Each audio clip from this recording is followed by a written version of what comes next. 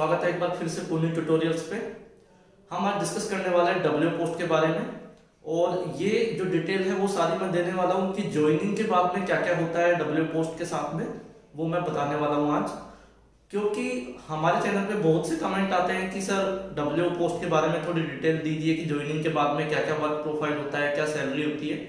ये सारी डिटेल के लिए हमारे चैनल पे बहुत सारे कमेंट आए हुए हैं, तो इसलिए मैं आज बनाने जा रहा हूँ ये वीडियो कि डब्ल्यू पोस्ट के बारे में क्या क्या हम डिटेल यहाँ पे शेयर कर सकते हैं।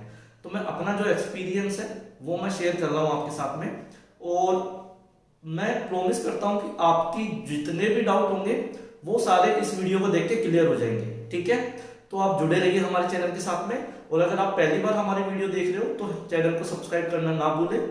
ठीक है, और सेकंड मैं ये बताने वाला हूँ कि डिटेल्स में डब्ल्यू पोस्ट क्या होती है, असिस्टेंट ऑडिट ऑफिसर या फिर असिस्टेंट अकाउंट्स ऑफिसर।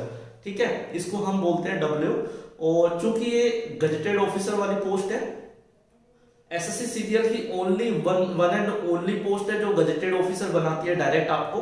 ठीक है, उसके बारे में आज हम डिस्कस करने वाले हैं। कौन कौन से पॉइंट है, तो मैं आज बेसिकली 5 पॉइंट आपके सामने लेके आया हूं। फर्स्ट पॉइंट है हमारे पास में कि डब्ल्यू पोस्ट डिटेल्स, तो इसकी डब्ल्यू पोस्ट पे जो जो डिटेल्स है वो हम आज डिस्कस करने वाले हैं। सेकंड जो हम डिस्कस करने वाले हैं वो पेपर डिटेल्स। पेपर डिटेल्स ये वो वाली पेपर डिटेल्स नहीं है जो हम एसएससी सीजीएल के थ्रू देते हैं, उसके लिए मैं अलग वीडियो है। ठीक है, ये पेपर डिटेल्स वो है कि ज्वाइनिंग के बाद में जो एग्जाम लगता है एसएएस का एग्जाम, उसके बारे में हम डिटेल में डिस्कस करेंगे कि क्या एग्जाम होता है, कितने पेपर होते हैं और कितने साल में आपको क्लियर करने होते हैं। ठीक है, वो सारी चीजें हम डिस्कस करेंगे। ठीक है, और उसके बाद चलते हैं वर्क प्रोफाइल। तो वर्क प्रोफाइल क्या रहता है डब्ल्यू पोस्ट के लिए, वो सारा हम अच्छे से डिटेल में डिस्कस करने वाले हैं। ठीक है, 3 पॉइंट ये हो गए। फोर्थ पॉइंट है हमारे पास में salary in detail. Salary in detail का मतलब है कि सैलरी मैं ये नहीं बताऊंगा कि टोटल इनकम इतनी होती है, ये नहीं बताऊंगा मैं आपको डिटेल में बताऊंगा कि बेसिक क्या होती है, उसके बाद ऐड कितना होता जाता है, क्या क्या अमाउंट ऐड होता जाता है, और लास्ट में फाइनल अमाउंट आपका क्या आता है। ठीक है, वो सारी डिटेल में आप बताने वाला हूं। उसके बाद में मैं बताने वाला हूं प्रमोशंस। प्रमोशंस इस पोस्ट के अंदर कौन कौन से प्रमोशन होते हैं, कितने कितने साल में वो प्रमोशन होते हैं, वो सारी चीजें हम डिस्कस करेंगे। साथ ही में एक एडवांस जो लेके आया हूं वो है ऑडिट पे। अगर आप जाते हो डब्ल्यू बनने के बाद में, तो ऑडिट टूर पे आपको कितना अलाउंस मिलता है, ठीक है, और क्या वर्क प्रोफाइल रहता है वहां पे, वो सारी चीजें भी आज हम डिस्कस करेंगे। ठीक है, तो चलते हैं वीडियो की तरफ, बने रहिए वीडियो के साथ और पूरा वीडियो जरूर देखें। तो फ्रेंड्स देखते हैं सबसे फर्स्ट डब्ल्यू पोस्ट की डिटेल के बारे में। ठीक है, तो मैं सबसे पहले बता दूं कि एसएससी सीजीएल का जो एग्जाम होता है, ठीक है, कंबाइंड ग्रेजुएट लेवल वाला, उसके थ्रू डब्ल्यू सेलेक्ट किए जाते हैं। और मैं बता दूं कि ये काफी सारी पोस्ट होती है एसएससी सीजीएल के अंदर। मैंने कुछ मेन पोस्ट लिख ली है। ठीक है, और इसके बारे में बताता हूं कि एसएससी सीजीएल के थ्रू हाईएस्ट ग्रेड पे की अगर कोई पोस्ट है तो वो है डब्ल्यू। सेकंड पॉइंट जो सबसे इंपॉर्टेंट है वो ये है कि एसएससी सीजीएल के थ्रू केवल एक ही पोस्ट ऐसी है जिसके थ्रू आप डायरेक्ट गजेटेड ऑफिसर बन सकते हो, अदरवाइज किसी भी पोस्ट के अंदर आप डायरेक्ट गजेटेड ऑफिसर नहीं बनोगे। जैसे मैं फॉर एग्जांपल यहाँ पे लेता हूँ कि एसएससी सीजीएल के थ्रू सबसे कम ग्रेड पे की जो पोस्ट होती है वो है टैक्स असिस्टेंट। ठीक है, तो इसका जो ग्रेड पे होता है वो होता है 2400। ठीक है, तो 2400 ग्रेड पे की पोस्ट होती है ये। ठीक है, उसके बाद जैसे ऑडिटर अकाउंटेंट, कुछ पोस्ट ही लिखी है मैंने, सभी पोस्ट नहीं लिखी है, बस ये अलग अलग ग्रेड पे की पोस्ट है ये सारी। तो ऑडिटर अकाउंटेंट की जो ग्रेड पे होती है वो होती है 2800। ठीक है, तो ये 2800 ग्रेड पे की पोस्ट होती है। थर्ड ये है डीए डिविजनल अकाउंटेंट। अगर इसके बारे में हम बात करें तो ये एसएससी के अंदर 4200 ग्रेड पे की पोस्ट होती है। ठीक है, उसके बाद excise inspector, income tax inspector और एग्जामिनर, बहुत ही अच्छी पोस्ट मानी जाती है।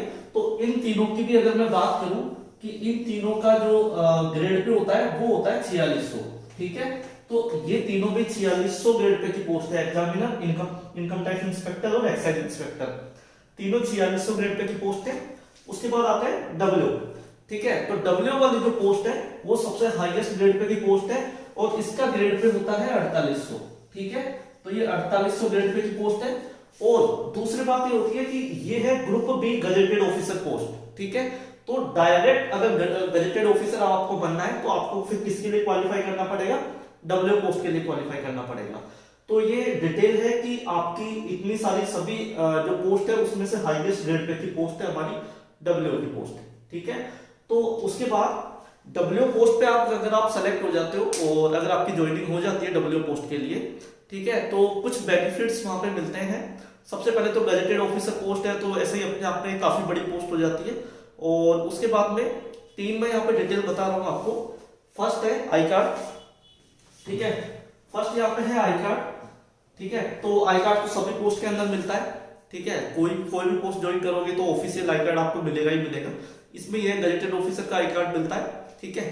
सेकंड है आपकी स्टैम्प, ठीक है। तो होता क्या है कि आपके नाम की स्टैम्प ऑफिस वाले बना के देते हैं आपको, ठीक है। तो जो गवर्नमेंट होती है वो अपने आप आपको आपके नाम की स्टैम्प यूज करने के लिए आपको देती है। और जहां भी आपको गजेटेड ऑफिसर वाली पावर मिलती है, जहां आप साइन करना चाहते हो गजेटेड ऑफिसर वाली पोस्ट के लिए, तो वहां पे आप अपने नाम की स्टैंप लगा सकते हो, ठीक है। ये गवर्नमेंट के थ्रू प्रोवाइड की जाती है।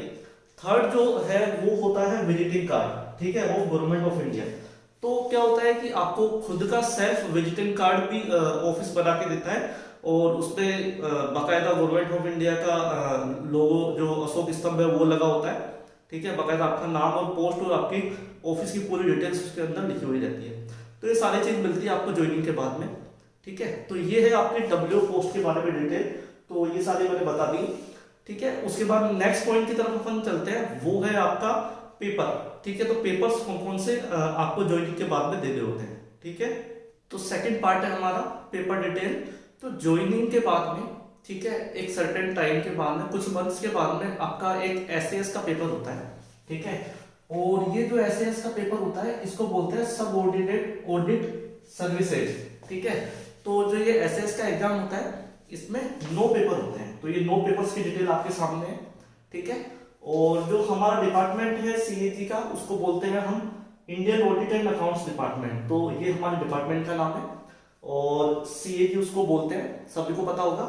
तो 9 पेपर इसके अंदर होते हैं। सबसे फर्स्ट जो है वो है आपका PC1। पीसी का मतलब क्या होता है कि पेपर कोड। तो पेपर कोड 1, 2, 3, 4 ऐसे करके अलग अलग पेपर कोड दिए हुए हैं। तो ये 9 पेपर होते हैं। सबसे पहले मैं बताऊंगा कि एमसीक्यू बेस्ड होते हैं, 100 नंबर्स का पेपर होता है, और उसमें से जो कट ऑफ है, ठीक है, जनरल और ओबीसी के लिए 45 है, और एससी और एसटी के लिए ये 40 है, ठीक है। तो ये आपका जो कट ऑफ है वो ये है। अगर इससे ऊपर अगर आपके नंबर आते हैं तो आप ये पेपर क्लियर कर सकते हो, ठीक है। कोई ज्यादा टफ पेपर्स नहीं होते हैं, बस थोड़ा सा टाइम देना होता है, ठीक है। अगर आप टाइम देके इसको स्टडी करोगे तो आराम से ये पेपर निकल सकते हैं।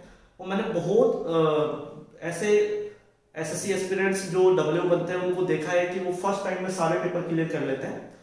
कुछ होते हैं कि अगर सपोज करो कि एक टाइम में कोई पेपर क्लियर नहीं होता है, तो ऐसा नहीं है कि आपको हर बार 9 पेपर क्लियर करने हैं। सपोज करो कि आपने फर्स्ट अटेम्प्ट में 9 पेपर में से केवल 7 क्लियर किए, बाकी 2 पेपर इनमें से कोई से भी पेपर रह जाते हैं, तो सेकंड अटेम्प्ट में आपको केवल वो 2 पेपर ही देने पड़ेंगे, बाकी रिमेनिंग आपके वो फ्री हो जाएंगे, ठीक है। तो जितने पेपर क्लियर होते जाते हैं वो हटते जाते हैं, रिमेनिंग है वो आप दे सकते हो, ठीक है। सेकंड पॉइंट जो मैं आपको बताना चाहूंगा वो ये कि इसके अंदर जो मैक्सिमम अटेम्प्ट होते हैं वो होते हैं 6, ठीक है। तो आपको 6 अटेम्प्ट मैक्सिमम मिलते हैं। अगर 6 अटेम्प्ट के अंदर, वैसे तो मैंने तो कोई एक भी ऐसा जो एम्प्लॉय नहीं सुना जिसने 6 अटेम्प्ट के अंदर पेपर क्लियर नहीं किए हो, डायरेक्ट डब्ल्यू जो लगा है, ठीक है। तो मेरे हिसाब से आप सभी अगर एसएससी सीजीएल का पेपर क्लियर कर रहे हो तो ये तो कुछ भी नहीं है उसके आगे, ठीक है। तो इस वजह से मैक्सिमम अटेम्प्ट दिए जाते हैं 6। और फिर भी अगर कोई एम्प्लॉय पास नहीं होता है, कोई डब्ल्यू पास नहीं होता है, तो फिर उसको 2 चांस का वो रिलैक्सेशन दिया जाता है। तो ऐसे करके 8 अटेम्प्ट में आपको क्लियर करने होते हैं। फिर भी अगर नहीं होता है 8 अटेम्प्ट के अंदर, तो आपको ऐसा नहीं है कि आपको जॉब से निकाल दिया जाएगा, फिर आपका क्या है डिमोशन करके आपको वो ऑडिटर पोस्ट के अंदर लगा दिया जाता है, ठीक है। तो एज ए ऑडिटर आपको लगा दिया जाता है अगर आप क्लियर नहीं कर पाते हो, ठीक है। मैंने तो कोई सुना नहीं है कि अभी तक ऐसा कोई भी हो जो 8 अटेम्प्ट के अंदर क्लियर नहीं किया और ऑडिटर के अंदर उसका डिमोशन हो गया हो, ठीक है। तो डरने वाली कोई बात नहीं है, जस्ट मैं डिटेल बता रहा हूँ आपको। तो सबसे पहले हम देखते हैं कि PC1 जो पेपर है वो है नोटिंग ड्राफ्टिंग, ठीक है। तो अगर आप ज्वाइनिंग करोगे डिपार्टमेंट के अंदर और कुछ मंथ्स अगर आप वर्क करते हो, तो वर्क करने के बाद में आपको पता चल जाएगा कि नोटिंग ड्राफ्टिंग कैसे करते हैं, तो वो आप आराम से ये पेपर निकाल सकते हो। सेकंड पेपर होता है मैथ्स का, तो जनरल मैथ्स आती है जो आप एसएससी सीजीएल में देके आते हो, उससे भी सिंपल मैथ्स आती है, ठीक है, वैसी मैथ्स नहीं आती है, वो तो बहुत अच्छे लेवल की मैथ आएगी। यहाँ पे बहुत बेसिक लेवल की मैथ्स आती है, तो आप आराम से बिना पढ़े भी ये पेपर निकाल सकते हो, ठीक है। थर्ड होता है कंप्यूटर थ्योरी। इसमें थोड़ा सा आपको स्टडी करनी पड़ेगी, ज्यादा कुछ नहीं करना पड़ता है, बट थोड़ी आपको स्टडी करनी पड़ेगी, ठीक है। तो कंप्यूटर थ्योरी का पेपर होता है PC3, वो आप निकाल सकते हो। कंप्यूटर प्रैक्टिकल में ज्यादा कुछ पढ़ने की जरूरत नहीं होती है, सबको बेसिक नॉलेज होती है कंप्यूटर के बारे में, और वही सब पूछा जाता है एग्जाम के अंदर, ठीक है। फिफ्थ होता है गवर्नमेंट रूल्स। इसके बारे में आपको पढ़ना पड़ेगा, ठीक है, कि हमारी जो गवर्नमेंट की बुक्स है, जो रूल्स रेगुलेशन है एडमिनिस्ट्रेशन के अंदर, वो सारे इसके अंदर पूछे जाते हैं, तो इसमें थोड़ा आपको पढ़ना पड़ेगा, ठीक है। उसके बाद PC8 होता है GFR मतलब गवर्नमेंट जो फाइनेंशियल रूल्स है वो, और गवर्नमेंट अकाउंटिंग रूल्स है वो। तो ये कुछ इसके अंदर बुक्स हैं, तो इसको भी आपको पढ़ना पड़ेगा कि कौन कौन सी डिटेल्स आपको दी हुई है, कैसे आपको टेंडरिंग करनी है, कैसे सारी चीजें आपकी इसके अंदर डिटेल में दी हुई होती है, ठीक है। ये होता है PC8। PC14 होता है फाइनेंस अकाउंटिंग, कॉस्ट अकाउंटिंग। तो जो अकाउंट्स ऑफिसर होते हैं, असिस्टेंट अकाउंट्स ऑफिसर, उनको केवल फाइनेंस अकाउंटिंग का पेपर देना होता है, जबकि जो असिस्टेंट ऑडिट ऑफिसर होता है उसके अंदर क्या होता है, फाइनेंस प्लस कॉस्ट अकाउंटिंग दोनों आती है, ठीक है। तो फाइनेंस अकाउंटिंग तो आप आराम से कर सकते हो, क्योंकि आप पेपर देके जो आते हो वही सारी चीजें इसके अंदर आती है, जो आपने पेपर दिया है, एक्स्ट्रा वाला जो पेपर दिया है वो सारी डिटेल इसके अंदर आती है, तो ये आप आराम से निकाल सकते हो। बस ये पेपर, इसके बारे में थोड़ा सा आपको पढ़ना पड़ेगा, और ये पेपर आराम से आपका निकल जाएगा। उसके बाद में PC16 होता है CPWD, ठीक है। तो जो PWD डिपार्टमेंट होता है, ठीक है, उसके रूल्स रेगुलेशन वगैरह जो होते हैं वो इसके अंदर बताए जाते हैं, वो आपको यहाँ पे पढ़ना पड़ेगा। और उसके बाद है PC22, ठीक है, गवर्नमेंट ऑडिट। तो जितने भी ऑडिट होते हैं, ठीक है, कंप्लायंस ऑडिट, परफॉर्मेंस ऑडिट वगैरह, काफी सारे ऑडिट होते हैं, उन सबकी डिटेल यहाँ पे दी हुई रहती है, उन सबके बारे में आपको पढ़ना पड़ता है, और उसके बाद ये पेपर आपको देना होता है। तो ये 9 पेपर होते हैं, और इसके अंदर मैंने आपको बताया कि टफ नहीं है, बहुत इजी है, ठीक है। बस थोड़ा स्टडी करना पड़ेगा आपको, थोड़ा मेहनत करके कुछ मंथ्स इसमें अच्छे से लगाने पड़ेंगे, तो ये 9 के 9 पेपर आपके आराम से निकल सकते हैं। और ऐसा नहीं है, इसकी एक ट्रेनिंग भी होती है बाकायदा, ठीक है, और उसके अंदर ये सारी चीजें आपको बताई जाती है, और आप सेल्फ भी अच्छे से कर सकते हो। तो ये 9 के 9 पेपर आपके निकल सकते हैं, ठीक है। तो ये हो गई पेपर डिटेल। उसके बाद चलते हैं हम नेक्स्ट, वो है हमारे पास में वर्क प्रोफाइल, ठीक है। थर्ड है हमारे पास में वर्क प्रोफाइल, ठीक है। तो वर्क प्रोफाइल क्या होता है डब्ल्यू का? सबसे पहले मैं यहाँ पे 2 कैटेगरी है, ठीक है। देखो आप, फर्स्ट है असिस्टेंट अकाउंट्स ऑफिसर, सेकंड है आपका असिस्टेंट ऑडिट ऑफिसर, ठीक है। तो आपको पता ही है कि CAG में 2 डिपार्टमेंट होते हैं, एक अकाउंट्स ऑफिस और एक ऑडिट ऑफिस, ठीक है। दोनों को कंबाइंड जो फॉर्म है वो है आपका CAG। तो अकाउंट्स ऑफिस के अंदर अकाउंट्स ऑफिसर बनते हैं, ऑडिट ऑफिस के अंदर ऑडिट ऑफिसर बनते हैं, ठीक है। तो अकाउंट्स ऑफिसर और ऑडिट ऑफिसर की वर्क प्रोफाइल क्या होती है? तो अकाउंट्स ऑफिसर की होती है desk job in headquarter.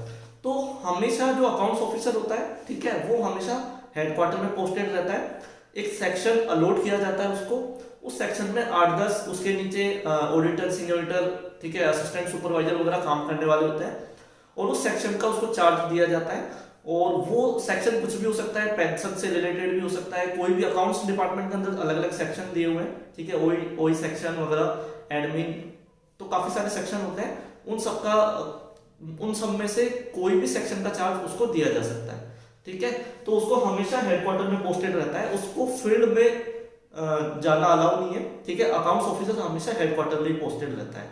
Field में जाना केवल ऑडिट ऑफिसर को ही अलाउ होता है, ठीक है। तो जो ऑडिट ऑफिस में होते हैं, जो असिस्टेंट ऑडिट ऑफिसर होते हैं, वो ही केवल फील्ड में जा सकते हैं, ठीक है। तो ये तो हो गया हमारा अकाउंट्स ऑफिसर के बारे में। सैलरी दोनों की सेम होती है, ठीक है, पोस्ट सबकी दोनों की सेम है, बस नाम अलग अलग होता है, ठीक है। उसके बाद हमारे पास में असिस्टेंट ऑडिट ऑफिसर, ठीक है। तो 2 तरह की जॉब होती है, एक डेस्क जॉब इन हेडक्वार्टर। तो जैसे अकाउंट्स ऑफिसर हेडक्वार्टर में पोस्टेड रहता है, ऐसे ही कुछ असिस्टेंट ऑडिट ऑफिसर क्या होते हैं, ठीक है, वो हेडक्वार्टर में पोस्टेड रहते हैं, क्योंकि हेडक्वार्टर में भी अलग अलग सेक्शन होते हैं, ठीक है। तो अलग अलग सेक्शन के जो डब्ल्यू हेड बनाया जाता है उनको, ठीक है, और हर सेक्शन में उनके नीचे 8-10 ऑडिटर, सीनियर ऑडिटर और ये सारे असिस्टेंट सुपरवाइजर वगैरह, ये उसके अंडर में काम करते हैं, ठीक है। तो एक तो हो गया desk job in headquarter, okay.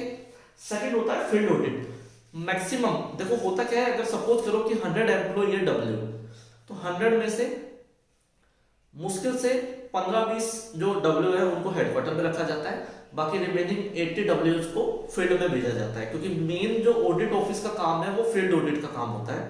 ठीक है, तो इस वजह से फील्ड ऑडिट जो बेसिक है वो हमारा ऑडिट ऑफिस का काम है। ओके, तो डेस्क जॉब तो आपको पता ही चल गया। ठीक है, कि हेडक्वार्टर में पोस्टेड हो तो आपको एक चार्ज मिलेगा सेक्शन में, और उससे रिलेटेड जो भी काम होगा वो आपको करना पड़ेगा। वैसे मेन चीज जो मैं बताऊं कि सीएजी ऑफिस में जो बैकबोन है, जिसे हम कहते हैं रीढ़ की हड्डी, वो होती है डब्ल्यू, चाहे फील्ड ऑडिट हो चाहे हेडक्वार्टर में अगर पोस्टेड हो वो, क्योंकि सारा जो मेन जैसे बोलते हैं कि जिम्मेदारी, जो सीएजी की जिम्मेदारी लेके कौन चल रहा है वो होता है डब्ल्यू। ठीक है, उसी को सारा रूल्स रेगुलेशन, ठीक है, सब कुछ देखना होता है, और सारा जो कड़ी होती है एक दूसरे की, जो ऊपर वाले ऑफिसर से लेके नीचे वाले दोनों को जोड़ने का काम कौन करता है? डब्ल्यू। तो इसलिए बोलते हैं कि सीएजी की जो बैकबोन है वो होता है डब्ल्यू। ठीक है, तो फील्ड ऑडिट में क्या होता है वो मैं बता देता हूं आपको। काफी कमेंट आते हैं कि सर फील्ड ऑडिट कितने दिन का होता है, ठीक है, कैसे कैसे उसके अंदर काम होता है, तो वो मैं आपको बता देता हूँ कि ट्रैवलिंग वगैरह कितना होता है। तो देखो, अगर आपको फील्ड ऑडिट पे लगाया जाता है तो एक मंथ में कम से कम 20 दिन आपको बाहर रहना ही रहना पड़ेगा। मैं ये नहीं कहता कि आपको 20 दिन के 20 दिन बाहर रहना है, पर सपोज करो कि आपका ऑडिट, अगर देखो कभी काफी टाइम क्या होता है कि 3 वीक, 4 वीक, 5 वीक, ठीक है, वैसे तो मुश्किल से 1 वीक का जनरली ऑडिट माना जाता है। ठीक है, कुछ ऑडिट लंबे भी चलते हैं, तो 1 वीक का अगर ऑडिट माना जाता है तो मंडे को आपकी पार्टी ऑफिस से निकलती है। ठीक है, और ऑफिस से निकलने के बाद में जहां भी आपको ऑडिट मिली है, चाहे किसी भी सिटी के अंदर मिली हो, उस सिटी में पहुंचना होता है, वहां पे अपना काम स्टार्ट करना होता है। ठीक है, तो ज्यादातर जो ऑडिट होती है वो 1 वीक की होती है, तो मंडे को काम स्टार्ट करके आप फ्राइडे तक सारा काम कंक्लूड करते हो, और वहां से फिर फ्राइडे को निकलते हो। फ्राइडे को आके आपको ऑफिस ज्वाइन करना होता है। ठीक है, क्योंकि ये कंपलसरी है कि वीक के लास्ट दिन आपको ऑफिस आना ही आना है। ठीक है, तो ऑफिस आते हो आप। ठीक है, ऑफिस आने के बाद में फिर 5 दिन का जो कंक्लूजन है वो पूरा आप काम करके और फिर वहां सबमिट करते हो हेडक्वार्टर के अंदर। ठीक है, कि ये हमने ऑडिट किया है और ये हमने पैरा है वो वहां से निकाले। ओके, तो हर वीक यही पैटर्न चलता है। 1 वीक ऑडिट खत्म होती है, नेक्स्ट ऑडिट आपको मिल जाती है, फिर नेक्स्ट ऑडिट कंप्लीट होती है। तो काफी बार क्या होता है कि पूरा प्रोग्राम फिक्स हो जाता है कि इस मंथ में ये ऑडिट है, ये आपको करनी है। तो हो सकता है कि अलग अलग जगह की आपको ऑडिट मिले, फिर आपको ट्रेवल करके वहां पे पहुंचना होता है। अगर पास में ही है ऑडिट तो आप डेली जाके डेली आ भी सकते हो। ठीक है, और दूर है तो आप वहां पे स्टे भी कर सकते हो। और क्या आपको टीएडीए मिलता है? टीए का मतलब होता है कि ट्रैवलिंग अलाउंस और डेली अलाउंस। ठीक है, तो ऑडिट पे जब आप जाते हो तो क्या क्या आपको मिलता है वो मैं जब सैलरी डिस्कस करूंगा तब मैं बताऊंगा कि क्या क्या टीएडीए मिलता है और कितना आप डेली जो खर्चा है वो वहां पे कर सकते हो। ठीक है, तो ये होता है फील्ड ऑडिट। और इसमें जो पार्टी होती है उसके अंदर मैक्सिमम 4 मेंबर होते हैं, 4 मेंबर्स की पार्टी होती है। इसके अंदर जो हेड होता है, ठीक है, वो होता है एसएओ, सीनियर ऑडिट ऑफिसर, ये हेड होता है। बाकी जो 2 मेंबर होते हैं वो होते हैं 2 डब्ल्यू होते हैं। ठीक है, जो पूरा ऑडिट देखते हैं। ठीक है, पूरा ऑडिट का मेन काम जो होता है वो 2 डब्ल्यू देखते हैं। एसएओ जो होते हैं वो गाइड करते हैं डब्ल्यूज को कि कैसे ऑडिट करना है, और जो मेन साइनिंग अथॉरिटी होती है वो होती है एसएओ। ठीक है, और उसके बाद थर्ड जो होती है वो होता है ऑडिटर, सीनियर ऑडिटर, और अगर मैं बोलूं कि असिस्टेंट सुपरवाइजर, ये सारे, ठीक है, ये होते हैं, ये एक होता है। ठीक है, तो एक सीईओ, एक एसएओ, एक ऑडिटर, सीनियर ऑडिटर और बाकी 2 डब्ल्यू। तो ये चारों मिलके एक मेंबर, एक पार्टी बनती है, ऑडिट पार्टी, और ये वहां पे ऑडिट करने जाते हैं। ठीक है, तो ये सारी चीजें आपकी फील्ड ऑडिट से रिलेटेड है।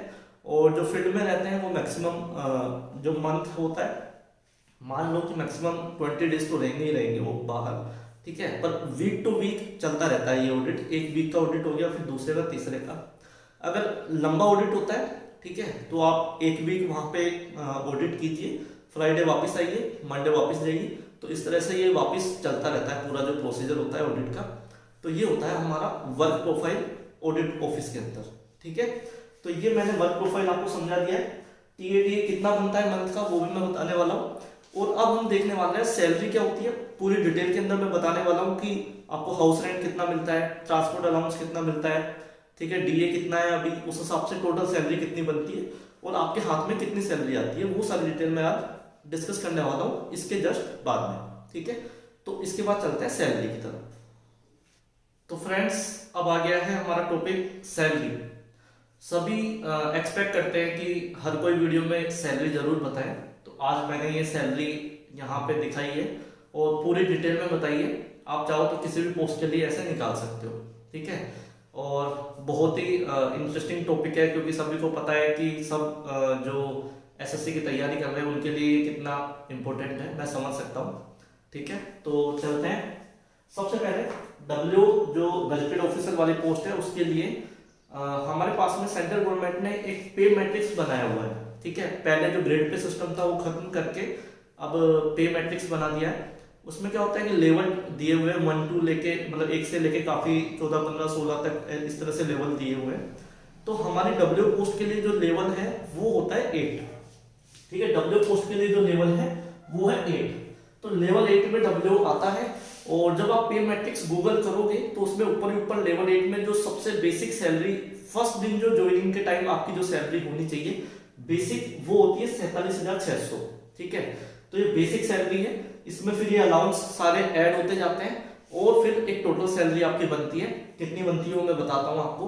तो बेसिक सैलरी होगी आपकी 47,600 रुपए। पे मैट्रिक्स लेवल 8 जब आप देखोगे तो उसमें ऊपर ऊपर लिखा हुआ रहता है 47,600, ठीक है। उसके बाद इसमें डीए, ठीक है, डीए डेली अलाउंस जिसे कहते हैं, ठीक है, वो ऐड होता है। अभी फिलहाल जो डीए चल रहा है वो हो रहा है 31%, ठीक है। तो डीए अभी क्या है 31% है, और इस हिसाब से ये 31% किसका होता है, बेसिक का। तो ये जो बेसिक है इसका 31% निकालोगे तो वो आएगा 14,756 रुपए, ठीक है।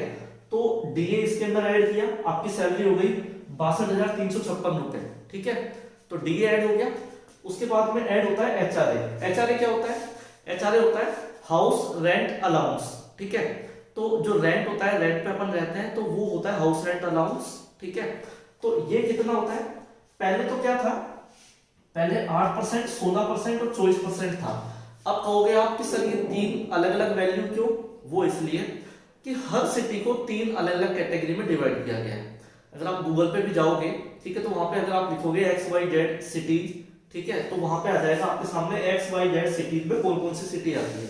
आप जिस भी सिटी में जॉब कर रहे हो, ठीक है, जिस भी सिटी के अंदर आप जॉब कर रहे हो, आपकी जॉब जहां लगी हुई है वो सिटी कौन सी उसमें आती है, वो आप अपने आप देख सकते हो वहां पे लिस्ट के अंदर, ठीक है। तो जैसे दिल्ली, मुंबई, ठीक है, पुणे, हैदराबाद, ठीक है, ये सारी जो सिटी है वो किसके अंदर आती है, एक्स के अंदर, ठीक है। उसके बाद में जो उससे नीचे वाली जो सिटीज है वो आती है वाई में, और सबसे कम वाई के बाद में वो आती है जेड के अंदर, ठीक है। तो ये क्या है कि गवर्नमेंट ने डिसाइड किया हुआ है। तो हम बात कर रहे हैं एक्स सिटी के हिसाब से, ये सारी कैलकुलेशन हम करेंगे एक्स सिटी के हिसाब से, ठीक है। तो अगर आपकी सिटी वाई है तो आप जहां पे ये वाली वैल्यू लोगे, बीच वाली, जेड है तो ये वाली वैल्यू लोगे। तो पहले तो क्या था कि जो रेंट अलाउंस था, तो एक्स सिटी का 24% था, वाई सिटी का 16% था, और जेड सिटी का 8% था। पर अब फिलहाल अभी ये हो गया है 27%, 18%, 9%। तो अगर आप एक्स सिटी में जॉब कर रहे हो तो आपका जो एचआरए मिलेगा वो मिलेगा 27%, वाई सिटी में जॉब कर रहे हो तो मिलेगा 18%, और अगर जेड सिटी में काम कर रहे हो तो वो मिलेगा 99%, ठीक है। तो अभी हम ले रहे हैं यहाँ पे एक्स सिटी के हिसाब से, तो ये मैंने ले लिया 20%, 27%, ठीक है। तो एक्स सिटी में कितना मिलता है 27%, और ये 27% किसका होता है, बेसिक का। बेसिक कितनी आपकी 47,600, तो इसका 27% निकालोगे तो ये आएगा 12,852, ठीक है। तो टोटल हो गई हमारे पास में, ये हो गया रेंट, ये आपको रेंट का अमाउंट मिलता है एक्स सिटी के अंदर, ठीक है। और ये आपकी सैलरी पहले से है ही, तो इसमें जब ये रेंट का अमाउंट ऐड करोगे तो ये हो जाएगा टोटल 75,208 रुपए, ठीक है। तो ये हो गया 75,208 रुपए सैलरी। अब इसके अंदर एक चीज और ऐड होती है, वो है ट्रांसपोर्ट अलाउंस, ठीक है, ये भी आपको मिलता है।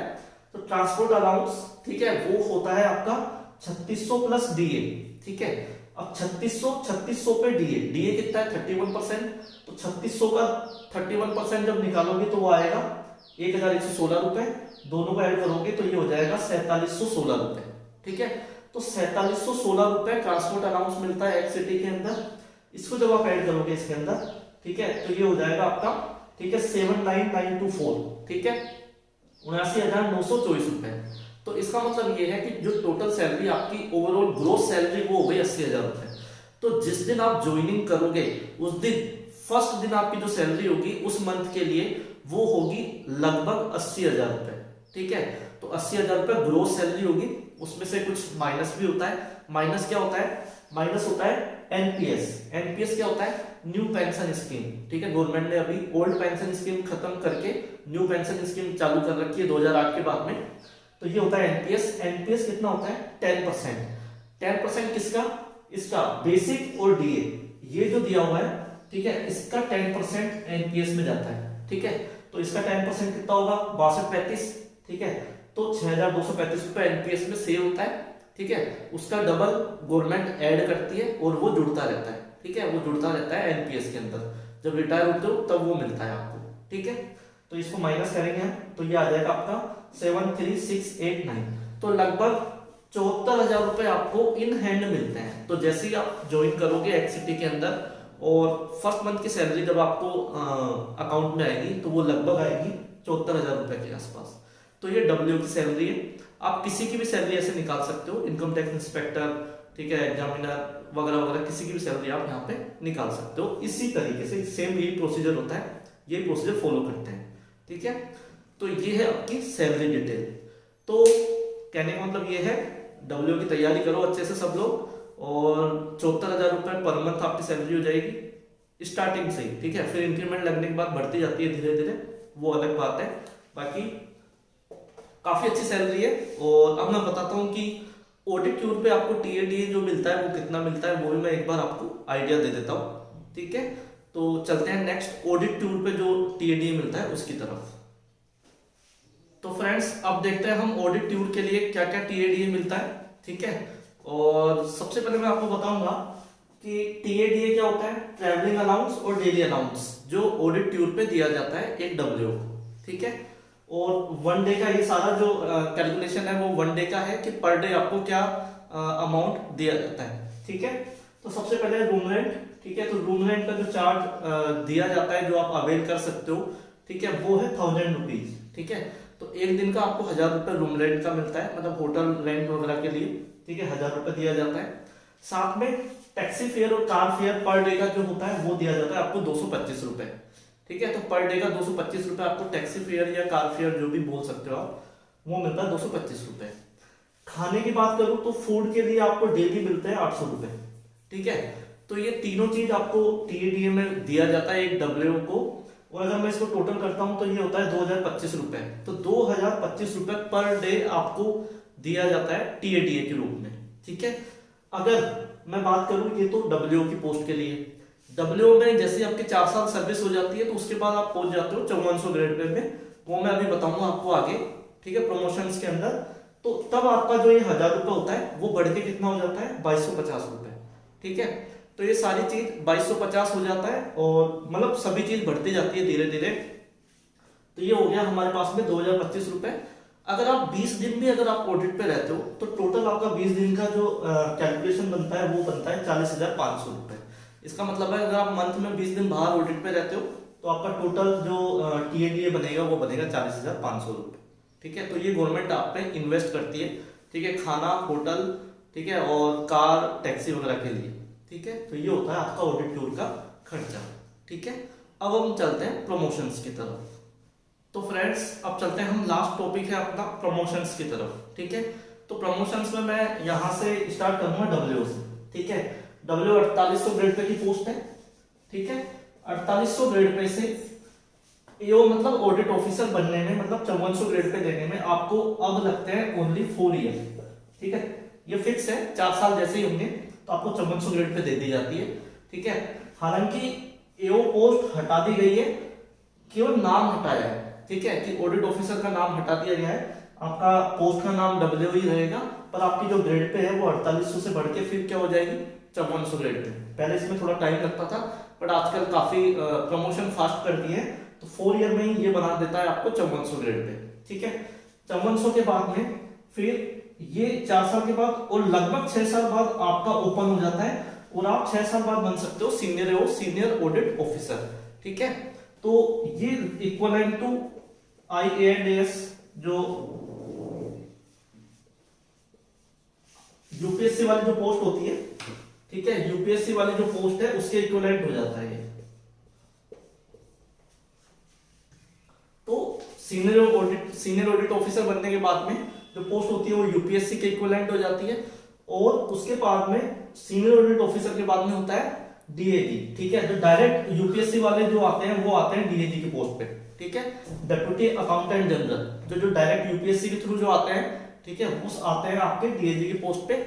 उसके बाद प्रमोशन होता है senior DAG, senior deputy accountant general, उनका फिर प्रमोशन होता है एजी अकाउंटेंट जनरल, और फिर उनका प्रमोशन होता है पीएजी प्रिंसिपल अकाउंटेंट जनरल। ये एक स्टेट का हेड होता है।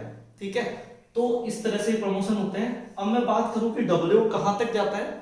डब्ल्यू की जो प्रमोशन है वो डीएजी सीनियर डीएजी तक जाती है। ठीक है, पर मैक्सिमम लोग जो होते हैं वो केवल सीनियरों तक ही प्रमोशन ले पाते हैं, जो जल्दी एज में बन जाते हैं, और उनके लिए मैं बताना चाहूंगा कि वो डीएजी सीनियर डीएजी तक पहुंच सकते हैं। ठीक है, डिपेंड करता है वैकेंसी के ऊपर। ठीक है, और एक चीज मैं और बताना चाहूंगा कि दो तरह की पोस्ट होती है इसके अंदर डब्ल्यू में, एक सिविल और एक कमर्शियल। तो सिविल के अंदर जो प्रमोशन होते हैं वो थोड़े से कम होते हैं कि सीनियरों तक ही लगभग लोग रिटायर हो जाते हैं, पर कमर्शियल के अंदर क्या होता है कि लोग डीएजी सीनियर डीएजी तक भी चले जाते हैं। ठीक है, ऐसा इसलिए कि जो सिविल वाला जो ऑफिसर होता है, ऑडिट ऑफिसर, उसका जो ट्रांसफर होता है वो ट्रांसफर नहीं होता है, सिविल ऑडिट ऑफिसर का ट्रांसफर नहीं होता है। जबकि जो कमर्शियल वाले जो ऑडिट ऑफिसर होते हैं उनका ट्रांसफर फ्रिक्वेंटली होता रहता है, तो कभी वो ऑल इंडिया ट्रांसफर के अंदर आ जाते हैं। ठीक है, तो इस वजह से उनका कमर्शियल के अंदर कम लोग डब्ल्यू ज्वाइन करते हैं बजाय सिविल के। ठीक है, तो इस वजह से सिविल का प्रमोशन थोड़ा स्लो है जबकि कमर्शियल का फास्ट है। तो यहाँ पे हमारे पास में इस तरह से जो प्रमोशन लिस्ट है वो इस तरह से वैरी करती है सीएजी डिपार्टमेंट के अंदर। ठीक है, तो ये आपका जो डब्ल्यू के बारे में वो सारी डिटेल मैंने आपको बताई है। और भी कोई क्वेरी हो, आपका कोई डाउट हो, आप कमेंट बॉक्स में लिख के मुझसे पूछ सकते हो। ठीक है, थैंक यू सो मच। जय हिंद।